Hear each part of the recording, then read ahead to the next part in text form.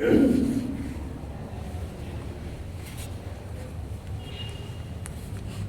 علیکم ورحمۃ اللہ وبرکاتہ۔ وعلیکم السلام ورحمۃ اللہ وبرکاتہ۔ درود پاک پڑھیں۔ اللہم صلی علی سیدنا شفیعنا حبیبنا و مولانا محمد معدن الجود والکرم منبع العلم والحلم والحکم وآلہ وصحبہ وبارک وسلم دائما ابدا۔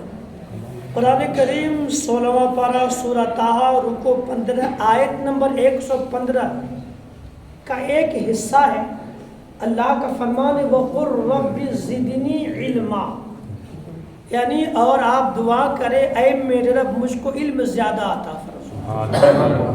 یہ رب نے کہا ہے۔ حضور صلی اللہ علیہ وآلہ وسلم سے، نبی کے ذات سے دنیا کے لوگوں کو پیغام دیا کہ اللہ سے مانگو زیادہ تو علم مانگو۔ اب پورا قرآن پڑھیے، حدیث کا مطالعہ کریں، شاید کہ کہیں آپ کو ملے جہاں یہ آیا ہو رب کے طرف سے مجھ سے بہت دولتیں مانگو، زمین مانگو، جائیداد مانگو، مال و منال مانگو، لیکن علم کے بارے خدا نے کہا مجھ سے کہو اے اللہ مجھ کو مزید اور علم عطا فرما۔ جس کو رب نے مانگنے کے لیے کہا وہ تو مانگتے ہی نہیں نا۔ ہم تو وہ مانگتے جو ہم کو اچھا لگتا ہے، جو ہماری طبیعت کو ٹھیک لگے ہم وہ مانگتے ہیں۔ جو شریعت کے اعتبار سے کہا جائے وہ تو ہم اس کو الگ رہنے دیجیے اس کو۔ رب کا فرمان وَقُلْ رَبِّ زِدْنِی عِلْمًا، اور عرض کرو اے میرے رب مجھے علم زیادہ عطا فرما۔ یاد رکھیں جہالت کوئی عذر نہیں۔ میں جاہل ہوں، ان پڑھ ہوں، مجھے کچھ نہیں آتا، یہ کوئی بہانہ نہیں، یہ کوئی قابل قبول عذر نہیں ہے۔ سیکھو، نہیں آتا ہے تو 50 سال کی زندگی میں سب سیکھ لیے، لیکن جو سیکھنا تھا اس کے لیے بہانہ ہے کہ مجھے نہیں آتا تھا۔ یہ قیامت میں یہ عذر قبول نہیں کیا جائے گا، یہ بہانہ کام نہیں آئے گا، سیکھنا پڑے گا۔ حافظ قرآن بننا فرض نہیں آپ پر، مکمل عالم دین بننا کوئی فرض آپ پر نہیں ہے، لیکن اتنا علم حاصل کرنا ہر مسلمان پر فرض ہے جس سے ان کو زندگی میں سابقہ پڑتا ہے۔ ہر میدان میں، ہر معاملہ میں، تجارت کرتے ہیں اس کا علم سیکھنا ضروری ہے، پاکی ناپاکی کا علم سیکھنا ضروری ہے، عبادت میں روزہ، نماز، حج، زکوٰۃ وغیرہ ہے، ان سارے مسئلوں کا سیکھنا فرض ہے۔ کل کوئی بندہ پیسہ والا حج کرنے جائے اس کو وہاں نہیں آتا ہو، پھر یہ کہ مجھ کو نہیں آتا، یہ بہانہ نہیں، یہ سیکھنا پڑے گا۔ علم نہ ہونے سے کتنا اندھیرا ہے۔ میں ایک اشارہ کروں، آج کی تاریخ میں بھی الحمدللہ ہم سنی مسلمان ہیں، ہم اللہ کے ولیوں کے ماننے والے ہیں، اللہ کے ولیوں کے چاہنے والے ہیں، اس لیے ہمیں جہاں بھی مزار سمجھ میں آتا ہے ہم جاتے ہیں اللہ والوں کے آستانہ جات پر فیض حاصل کرنے کے لیے جاتے ہیں۔ جہاں بھی ہم کو موقع میسر ہوتا ہے، عرس کے موقع پر بھی جاتے ہیں، ان کے علاوہ بھی جاتے ہیں، مرتے دم تک جاتے رہیں گے، ہے نا۔ پیغام ایک میں بتانا چاہتا ہوں، ہم جس بھی مزار میں جاتے ہیں نا تو دیکھیے گا اللہ کے ولی کے مزار پر 1 2 3 4 نہیں بہت ساری چادریں پڑی ہوتی ہیں۔ کسی مزار میں جائے پھولوں کی چادر، کپڑے کی چادر، عرس کے موقع پر تو بہت ساری ہوتی ہے نا۔ اور ہماری ماں اور بہنیں، ہمارے دوست احباب بھی منت مانتے ہیں میرا فلاں کام ہوگا تو یہ چادر چڑھاؤ، یہ 500 کا، 1000 کا، 2000 کا، 11000 کا چادر چڑھاؤ، کہتے ہیں ایسا، جبکہ پہلے سے اس اللہ کے ولی کے آستانے پر، مزار پر 10 چادریں چڑھی ہوئی ہیں، مگر پھر بھی ہم بھی جا کے چادر ہی چڑھاتے ہیں۔ صحیح بات ہے، 201 کی چادر، 501 کی چادر چڑھاتے ہیں۔ اسی کے پڑوس میں ایک بندہ غریب ہے جس کے بچے کے بدن پر پھٹے کپڑے پڑے ہوئے ہیں، ان کو ولی کے آستانے پر چادریں پڑی نظر آتی، پھر بھی چادر چڑھاتا، لیکن اسی ولی کے نام سے اپنے پڑوس کے غریب بچے کو ایک جوڑا کپڑا نہیں دلا سکتا۔ یہ جہالت ہے بالکل، جبکہ اللہ کے ولی کو ہماری چادر کی ضرورت نہیں، لیکن پھر بھی ہم کرتے ہیں۔ میں ناجائز نہیں کہتا، گناہ نہیں کہتا، ضرورت کی بات کرتا ہوں میں۔ آج ضرورت ہے اپنے معاشرہ کے غریبوں کی پرورش کی۔ ہم اللہ کے ولی کے عرس ہو یا کوئی بھی موقع پر ہو، ہم ان کے آستانے پر ایک چادر بھی چڑھا کے کام ہو سکتا ہے، سب کی طرف سے ایک پیش کر دیا کافی ہے۔ ان پیسوں کو بچا کر کے ہم اپنے غریب معاشرہ کے غریب بچوں کی تعلیم کے لیے کیوں نہیں خرچ کر سکتے؟ یہ دماغ میں کیوں نہیں بات آتی؟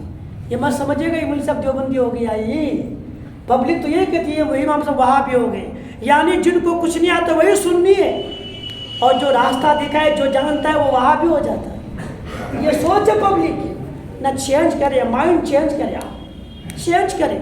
مزار میں نہیں کہتا اللہ کے ولی پہ چادر چڑھانا حرام ہے، نہیں، جائز ہے، چڑھائیے، لیکن حالات بھی دیکھیں، جب پہلے سے اتنی موجود ہے آپ چڑھائیں گے تو ان کو کیا فائدہ؟ کسی بھی ولی کے آستانے پہ 50 چادر پڑی، ان کو فائدہ کیا ہے؟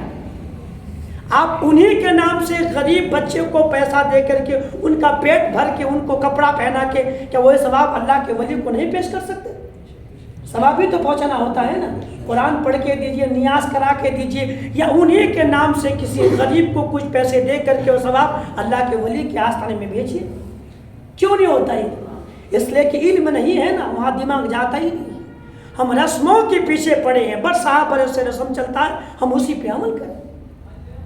مائنڈ چینج کیجئے، سوچیے، کریں گے انشاءاللہ۔ ابھی ضرورت ہے یہ ہمارے معاشرہ میں کتنے ایسے ان پڑھ لوگ ہیں جن کے پاس پیسہ نہیں کہ بچوں کو پڑھا سکے، آپ ان کا ہیلپ کیجئے، وہ سیکھ لے گا نا، جب تک زندہ رہے گا آپ کو ثواب ملتا رہے گا۔ یہ ہم نہیں کرتے، ہم نہ جانے ذہن کہاں لے گئے ہیں، جو چلتا ہے اسی پر چلے جا رہے ہیں۔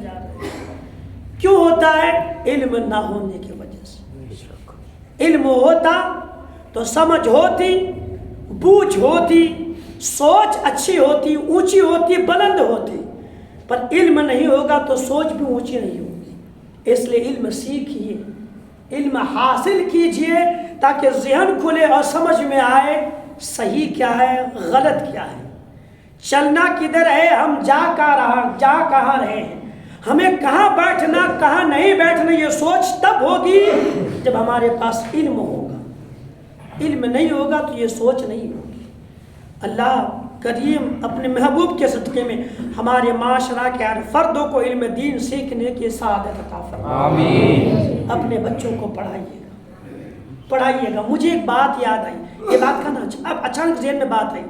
میں آج سے تقریباً 3 یا 4 مہینہ پہلے، 4 مہینہ غالباً پہلے، میرے ایک دوست ہیں، میرے نائب امام تھے چھوٹا ادے پور گجرات میں، نائب تھے میرے، وہ حافظ نور نبی نام ان کا نکاح پڑھانے کے لیے میں اپنے وطن کشن گنج سے آیا تھا، بریلی شریف ٹرین سے اترا، کاس گنج ہو کر کے مہاراجا شریف کے قریب سے پہ ان کے وہاں گیا، میں گنج ڈنڈوارا کہتے ہیں جہاں وہ رہتے ہیں۔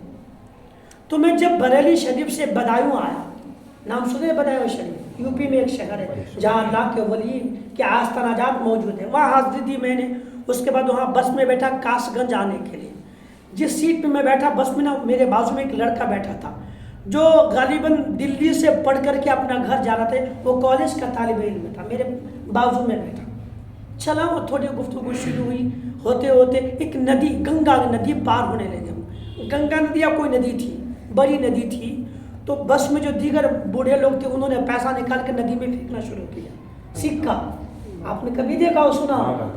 ڈالتے ہیں وہ لوگ سکہ، 2 روپے 5 روپے 10 روپے کا سکہ کوئن وہ ندی میں ڈالنے لگا۔ وہ بھی دیکھ رہا، میں بھی دیکھ رہا ہوں، وہ غیر مسلم لیکن لڑکا پڑھا لکھا ہے نا، تو وہ دیکھنا، جب میں دیکھا تو میں بھی افسوس کیا، وہ مجھ کو بھی دیکھا اس کو بھی دیکھا، پھر وہ خود ہی کہا یہ جہالت ہے۔ ڈالنے والا غیر مسلم، بازو میں بیٹھنے والا بھی غیر مسلم لڑکا، لیکن وہ کہہ رہا کہ یہ جہالت ہے۔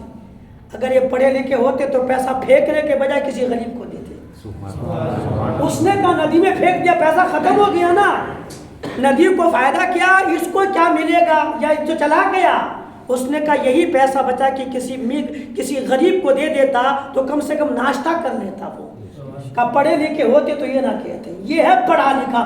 جب کوئی دنیا پڑھتا ہے تو بھی اس کے سمجھ میں بات آتی ہے. اگر دین پڑھے گا تو سوچے دماغ کتنا بلند و بالا. یہ ہم نہیں سمجھتے ہیں اس لیے کہ ہم ہیں بالکل علم سے دور. اس لیے میرے یاروں میرے بزرگوں اپنے بچوں کو پڑھائیے تاکہ ان کا دماغ کھلے, وہ سمجھے کہ ہمیں کرنا کیا ہے ہمیں نہیں کرنا کیا ہے. جب تک علم نہیں ہوگا وہی گول گول کنویں میں گھس کے رہیں گے. وہ جو برس رسمیں چلی آتی ہے چاہے غلط ہی صحیح ہم اسی کو کرتے رہیں گے. اپنے بچوں کے مستقبل کو روشن کرنا چاہتے ہیں تو اپنے بچوں کو پڑھائیے, انہیں دین بھی پڑھائیے انہیں دنیا بھی پڑھائیے, انہیں اچھی تعلیم دیجیے. جب وہ بچہ اچھی تعلیم حاصل کر لے گا, سوچ سمجھ اچھی ہوگی انشاءاللہ, آپ تو چلے جاؤ گے, آپ کو ثواب بھی ملے گا جانے کے بعد, اور رہتی دنیا تک جب تک وہ زندہ رہے گا آپ کا بچہ آپ کے نام کو روشن کرتا ہے. میری بات کڑوی تو نہیں لگ رہی, بری تو نہیں لگ رہی؟ یہ سوچ ہے. میں وہ روایتیں بیان کرنے کا قائل نہیں. آپ کو میں نے ولی کی کرامت بتا دی, ٹائم پاس ہوگا, چلو مجھے کیا کرنا ہے. جب انسان کے دل میں درد ہوتا ہے تو روایتیں نہیں قرآن کریم کی آیت کا مفہوم بتایا کرتا ہے. وہ چلے گئے, وہ دور چلا گیا بھائی, تو روایت بتا کے آپ کو رکھے, بس سبحان اللہ کہو ختم ہو گیا مسئلہ. نہیں, آنکھیں کھولی. یہ سن 2024 ہے, یہ ٹیکنالوجی کا زمانہ ہے. ابھی بھی آنکھیں نہیں کھولیں گے تو کب کھولیں گے؟ علم نہ ہونے کی وجہ سے نہ جانے کتنے لوگ برس سے حرام کا حرام کھاتے رہتے ہیں اور اسی حرام کمائی کو صدقہ بھی کرتے ہیں. جانتے ہیں اگر کوئی بندہ سود کا پیسہ لے, کوئی بندہ سود کا پیسہ حاصل کرے, چوری کر کے لے کے آئے, کسی کو ٹھگ کر کے لے کر کے آئے, یعنی وہ مال حرام کا ہو اور حرام پیسہ خدا کی راہ میں صدقے اور ثواب کی نیت سے خرچہ کرے, صدقہ اور ثواب کی نیت سے حرام پیسہ, سٹے کا پیسہ, جوا کا پیسہ, سود کا پیسہ, چوری کیا ہو پیسہ, کسی کا حق لوٹ لیا وہ پیسہ ہے نا, لاٹری وغیرہ کا پیسہ, اگر یہ پیسے میں سے ایک پیسہ بھی صدقے کے نام دے کر کے ثواب کی نیت سے خیرات کرے گا, صدقہ کرے گا, تو فتاوی فیض الرسول حصہ دوم صفحہ نمبر 353 یا 55 میں ہے. فرماتے اعلیٰ حضرت کے فتوے کے حوالے سے کہ اگر کوئی بندہ حرام پیسہ کو ثواب کی نیت سے خرچہ کرے گا مجھے ثواب ملے گا, وہ اسی وقت کافر ہو جائے گا. اللہ کیوں ہو رہا ہے؟ اس لیے آج ہم دیکھیں سب کچھ کرتے ہیں. بندہ کہاں سے پیسہ کسی کا مار کے لاتا اور پھر بڑی بڑی نیاز کرتا مجھے ثواب ملے گا. ثواب تو بہت کوسوں دور کی بات ہے, بندہ اسی وقت کافر ہو جائے گا. اگر آپ کو لگتا ہے کہ میں خالی وہی بولتا ہوں تو اگر حوالہ دیکھنا ہو اینی ٹائم میرے پاس ہے, میں حوالہ دکھاؤں گا. ہم یہ خالی اڑتی باتوں کو نہیں کرتے ہیں, ہم وہی بات کرتے جو کتاب میں موجود ہوتی ہے, وہ بھی حوالے کے ساتھ, وہ بھی معتبر روایت ہے, یوں ہی نہیں بولتے. اس لیے علم اگر ہوتا تو کبھی اپنے ایمان کو داؤ پہ نہ لگاتا. اس لیے اپنے آپ کو بچائیے, علم سیکھیے, اس کی بے شمار برکتیں ہیں, کریں گے عمل انشاءاللہ. ام المومنین سیدہ عائشہ صدیقہ رضی اللہ تعالی عنہا کی روایت فرماتی حضور صلی اللہ علیہ وآلہ وسلم کا فرمان, حدیث کے الفاظ ہیں کہ ان اللہ عز وجل اوحى الی انه من سلک مسلکا فی طلب العلم سہلت له طریق الجنہ. یہ آواز سے کہیں سبحان اللہ. سنیے اس حدیث کا مفہوم. سیدہ عائشہ صدیقہ رضی اللہ تعالی عنہا ام المومنین فرماتی کہ اللہ کے نبی نے فرمایا کہ اللہ تبارک و تعالی ان اللہ عز و جل, بے شک اللہ نے میری طرف وہی فرمائی, یعنی مجھے پیغام دیا میری طرف وہی کی, یہ کہ جو علم دین حاصل کرنے کے لیے کسی راستے پہ چلے گا, جو شخص, نبی کا فرمان ہے کہ من سلک مسلکن فی طلب العلم, جو شخص علم دین سیکھنے کے لیے کسی راستے پر چلا, سہلت لہ طریق الجنہ, میں اس کے لیے جنت کے راستے کو آسان کرتا ہوں. سبحان اللہ. یہ علم کی برکت ہے, علم کی فضیلت ہے. بھئی کسی کا مال لوٹ کر کے حویلی بنا کر کے یہ لکھ دینا ھذا من فضل ربی, یہ میرے رب کا فضل ہے, یہ جہالت ہے. فضل تو وہ تھا کہ محنت سے کماتے, کسی کا حق مار کے لا کے بلڈنگ بنا لیے, محل بنا لیا اور لکھ دیتے ہیں یہ میرے رب کا فضل ہے. فضل کا تم نے تو غلط ہی کام کیا ہے. علم ہوگا تو بندہ آل فول خیال نہیں رکھے گا. اس لیے میرے بزرگوں، میرے یاروں، میری باتیں کڑوی اسی لیے میں بارہا کہتا ہوں، اس لیے تاکہ ہم عمل کی دنیا میں قدم رکھیں. اب بھی عمل نہ کریں گے تو کب کریں گے؟ قبر میں جا کے. حشر کے دن کریں گے ہم عمل نہیں، یہاں عمل کرنا ہے. نماز یہاں پڑھنی ہے، روزہ یہاں رکھنی ہے، زکوٰۃ یہی دینا ہے، حج یہی کرنا ہے. مرنے کے بعد کچھ نہیں ہوگا. اس لیے اللہ نے زندگی دی ہے تو اسے غنیمت سمجھیے، پڑھیے. میرے بزرگوں، آپ اپنے بچوں کو پڑھاؤ. میرے جوان دوستوں بھائیوں، پڑھو. بچوں پڑھنا، پڑھو گے نا تو سمجھ میں آئے گا آگے چل کے کہ مجھے کیا بولنا ہے، کیا نہیں بولنا ہے. نہیں پڑھیں گے تو کچھ بھی بولنا نہیں آئے گا. اور یہ زمانہ نہیں کہ گونگا بہرا ہو کے رہ جائیں. اگر آپ گونگا بہرا ہو کے رہیں گے تو کوئی بھی آپ کو کہیں بھی پھینک دے گا اٹھا کر کے. بولنا ہے. اگر نہیں بولیں گے تو کوئی بھی پکڑے گا اور کسی اندر میں پھینک دے گا. اور بولیں گے تب جب آپ پڑھو گے. نہیں پڑھو گے تو نہیں بول سکتے. پڑھیں گے انشاءاللہ اور پڑھائیں گے انشاءاللہ. اور دنیا کے سارے جو شوق ہے اس کو ایک طرف رکھ دیجیے. اگر حیثیت نہیں ہے تو ٹھیک ہے، اگر حیثیت ہے، شوق بھی پورا ہو، جائز شوق، اور بچوں کو پڑھاؤں تو اچھی بات ہے. لیکن اگر اتنی وسعت نہیں کہ شوق بھی پورا کروں، بچوں کو پڑھاؤں، دو میں سے ایک ہی ہوگا تو شوق کو ختم کر دے، بچوں کو پڑھائیں. بچہ پڑھ لے گا، آپ کا شوق خود بخود پورا ہو جائے. اللہ ہمیں عمل کی توفیق عطا فرمائے. علم دین سیکھنے کی، اس پہ عمل کرنے کے مولا ہمیں توفیق عطا فرمائے. بات بہت دور چلی جائے گی. آئیے مسئلے کے قریب. جن مسئلوں کی وجہ سے ہماری نماز خراب ہوتی ہے یا ہو سکتی ہے اس کو سیکھیں اور اصلاح کریں. واجبات نماز میں سے ایک واجب ہے امام کی متابعت کرنا، امام کے تابع ہونا، امام کے پیچھے پیچھے عمل کرنا ہے نا. کبھی ٹکراؤ ہو جائے تو اس کام کو جو واجب ہی میں سے اس کو چھوڑ دیں، امام کی مطابقت کریں. مثال کے طور پر ہم سب امام کے ساتھ نماز پڑھتے ہیں. امام رکوع میں، سب رکوع میں امام نے کہا سبحان ربی العظیم 3 بار پڑھ لیا، اور ابھی آپ 1 بار یا 2 بار ہی پڑھے تھے. امام نے کہا سمیع اللہ لمن حمدہ، اور آپ کے سوچے کہ مجھ کو بھی 3 بار ہی پڑھنی ہے کم سے کم سبحان ربی العظیم، لیکن 2 ہی بار پڑھے تھے. امام نے کہا سمیع اللہ لمن حمدہ، اٹھ گئے. تب آپ نے کیا کرنا؟ علماء فرماتے تسبیح چھوڑ دیجئے، آپ بھی کھڑے ہو جائیں. اب 3-4 تسبیح مکمل نہ کیجیے بلکہ اسی وقت کھڑے ہو جائے، اس لیے کہ امام کی مطابقت کرنا واجب ہے نا. ایسے سجدے میں اگر گئے، کچھ لوگ ہوتے امام صاحب اللہ پاک اٹھ بھی جاتے ہیں مگر کچھ آدمی بھی سجدے میں پڑے رہتے ہیں. وہ 5 بار مکمل کریں گے سبحان ربی الاعلیٰ تب کھڑے ہوتے ہیں. نہیں، حکم یہ ہے کہ اگر امام صاحب سجدے سے اٹھ گئے، مقتدی نے 2 بار ہی کہا تھا سبحان ربی الاعلیٰ اور امام صاحب کا اللہ اکبر، امام مقتدی ان تسبیح کو چھوڑ دیا. اب 3 4 5 مکمل نہ کرے بلکہ 2 ہی پڑھا تھا، 2 بار ہی، اسی 2 بار پر اکتفا کر کے امام کے ساتھ کھڑے ہو جائیں. اس لیے کہ امام کی مطابقت کرنا واجب ہے. سمجھ میں آیا؟ اچھا، ایک مسئلہ اور. امام صاحب آخری رکعت ہے، سب لوگ بیٹھے ہیں، امام صاحب اتحیات پڑھے، درود ابراہیم پڑھے، دعائے معصورہ پڑھے، کہا السلام علیکم ورحمۃ اللہ، اور ابھی مقتدی اتحیات مکمل کر کے درود ابراہیمی پڑھ رہا تھا. اب کرے گا کہ آدھا پڑھا تھا اور آدھا نہیں پڑھا، ابھی دعائے معصورہ باقی، درود ابراہیم میں بھی ہیں، اب کیا کریں گے؟ تو علماء کرام بیان فرماتے، فقہا فرماتے ہیں کہ اگر اتحیات پڑھ چکا تھا اور درود ابراہیم پڑھ رہا تھا، امام نے سلام پھیر دیا، اب مقتدی پر لازم ہے کہ وہ درود کو وہی چھوڑے، امام کے ساتھ مطابقت کرتے، وہ بھی سلام پھیرتے.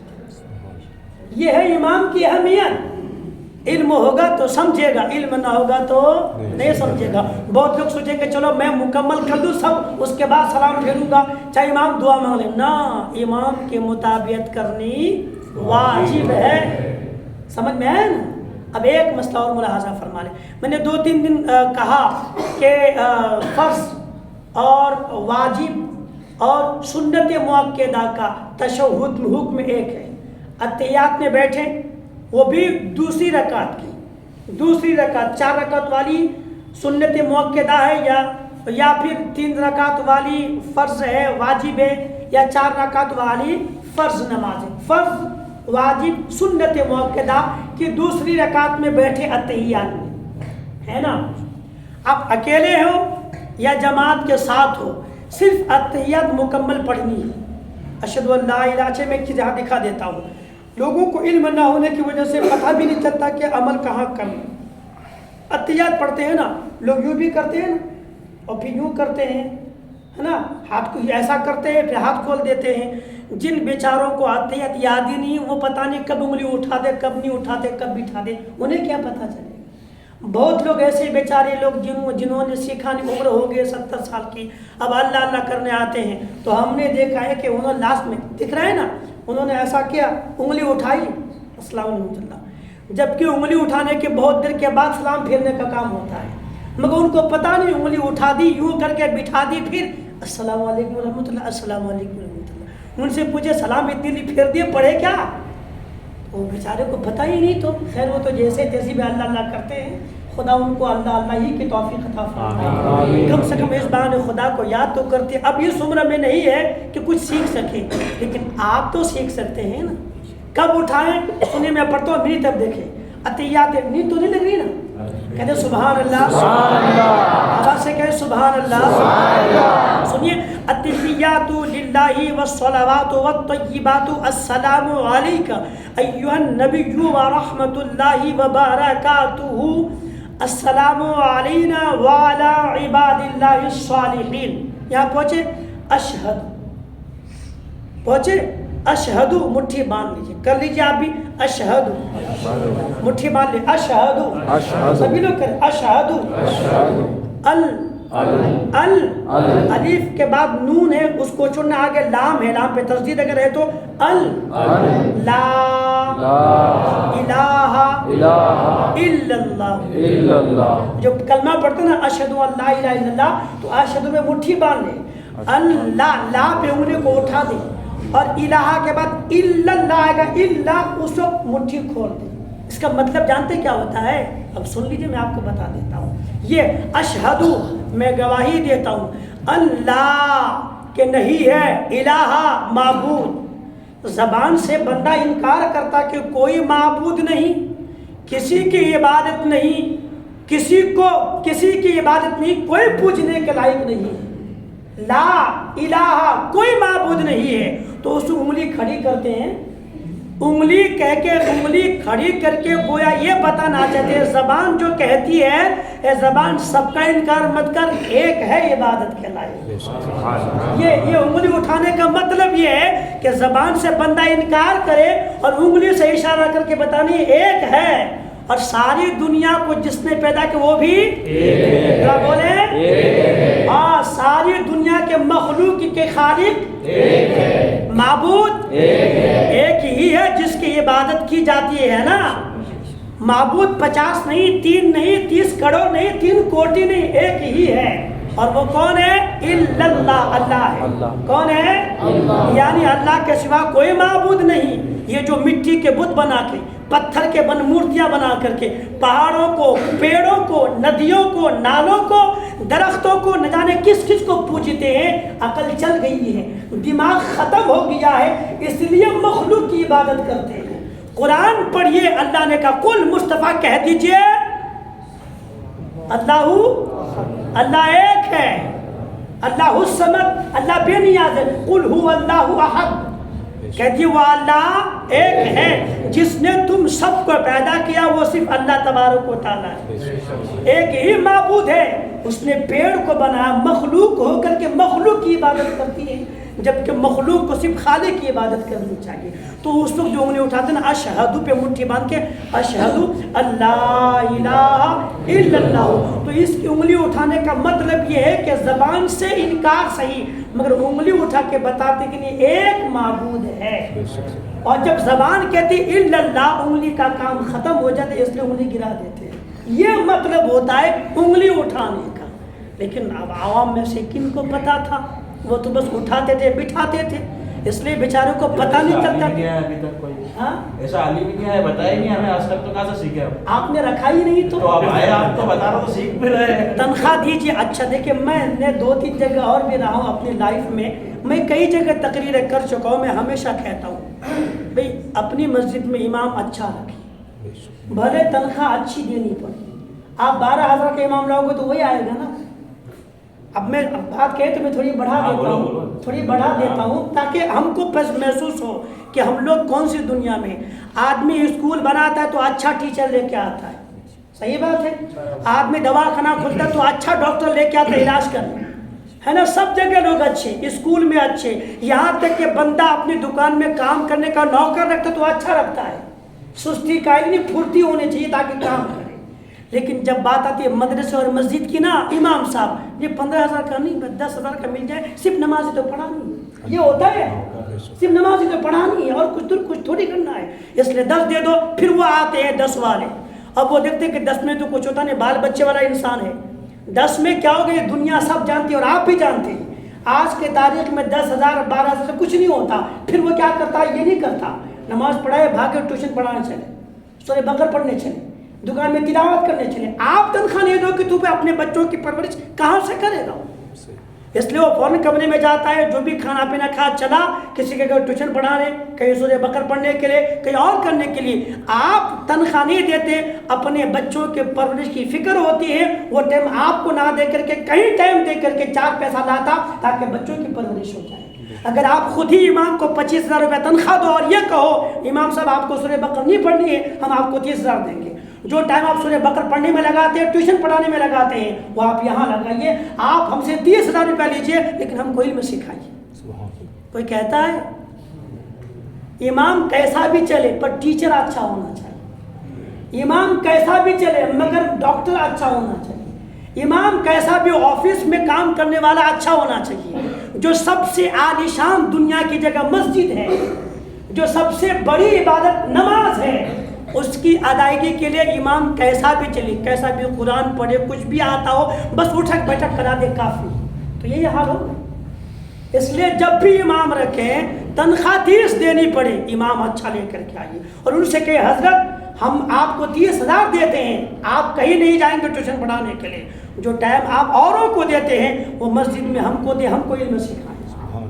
پھر دیکھیں مزاج کو نہیں بدلے گا. آپ کے بڑ نگر میں دیکھیے امام صاحب ہیں 10,000 8,000 9,000 11,000 کا, کرے گا کیا, کیسے ہوگا. مجھ کو بھی دیں گے آپ تو میں بھی تو وہی کروں گا. ٹھیک ہے بھی تمہارا تم سنبھالو, مجھے کیا میں ٹھیکہ لے کے رکھا ہوں, کیا تم نہیں تنخواہ دو گے تو میں کہیں سے اور کچھ کروں گا. اس لیے آپ کو بھی مزاج بدلنا پڑے گا. مزاج بدلیں گے, تنخواہ اچھی دیں گے تو اچھے سے اچھا عالم ہے, وہ خود بھی سکھائے گا اور خود بھی عمل کرے گا انشاءاللہ. برا تو نہیں لگ رہا, دعا کر یہ مزاج رہے گا انشاءاللہ. اپنی اولادوں کو یہ مزاج دیں. ابھی یہ زمانہ آپ کا چلے گا, نسلوں کو تعلیم دیں کہ بیٹا کبھی بھی تمہارے دور میں امام لانا ہونا تو اچھا عالم لے کے آنا, تاکہ معاشرہ میں لوگوں کے ایمان کے بچانے کی بات کریں, لوگوں کے عقیدہ کے بچانے کی بات کریں, لوگوں کے اعمال کے اصلاح کی بات کریں. لوگوں سے ڈرے نہیں, بغیر ڈرے ہوئے ان کو بات بتا سکے کہ تم غلط کرتے ہو. اگر امام نہیں کہے گا تو پھر کون کہے گا کون. پبلک میں تو یہ ہے, ارے کون برا ہوگا, ان سے جان دو, ہوتا ہے وہ کرنے دو. ارے کہیے نا کون مجھ سے جھگڑا کرے گا, کون ان کو دو بات سنے گا, مجھے کیا ضرورت ہے, اس کا عمل وہ جانے. ہر کوئی یہی کہہ کے دامن چھڑاتا ہے. لیکن اگر امام اچھا لے کے آئیں گے نا, پھر یہ نہیں کہے گا ارے وہ جانے, اس کا کام جانے. امام کہے گا نا مجھے ذمہ داری ہے, میرا مقتدی ہے, میرا بھائی ہے, میری ذمہ داری بھی بنتی ہے. حالانکہ سب کی ذمہ داری ہے, مگر امام اچھا لے کے آئیں گے نا تو نڈر ہو کہ وہ ان کو حق بات بتائے گا. یہ غلط ہے, نہیں کرنا چاہیے. اس لیے امام اچھا رکھے, وہ آپ کو سکھائے گا. اللہ کریم ہمیں عمل کی توفیق عطا فرمائے. تو مسئلہ یہ ہے کہ تو اسی کے لیے اشہد ان لا الہ الا اللہ و اشہد ان محمدن عبدہ و رسولہ ہو گیا. میں مسئلہ بتا رہا تھا کہ فرض, واجب, سنت مؤکدہ, اس کا حکم فرض یہ دوسری رکعت میں جس میں اتحیات میں بیٹھتے ہیں, حکم کیا ہے. سنت مؤکدہ فجر کی 2, میں بتایا پھر بھی اس کو ریپیٹ کر دیتا ہوں. فجر کی پہلی 2, ظہر کی پہلی 4, ظہر کے بعد کی 4, فرض کے بعد کی 4, مغرب کے بعد کی 2, عشاء کے بعد کی 2, جمعہ کی پہلے کی, جمعہ کے بعد کی فرض کی, یہ سب سنت مؤکدہ ہے. عصر کی 4 رکعت سنت جو پڑھتے ہیں وہ سنت غیر مؤکدہ ہے. عشاء کی 4 سنت غیر مؤکدہ ہے.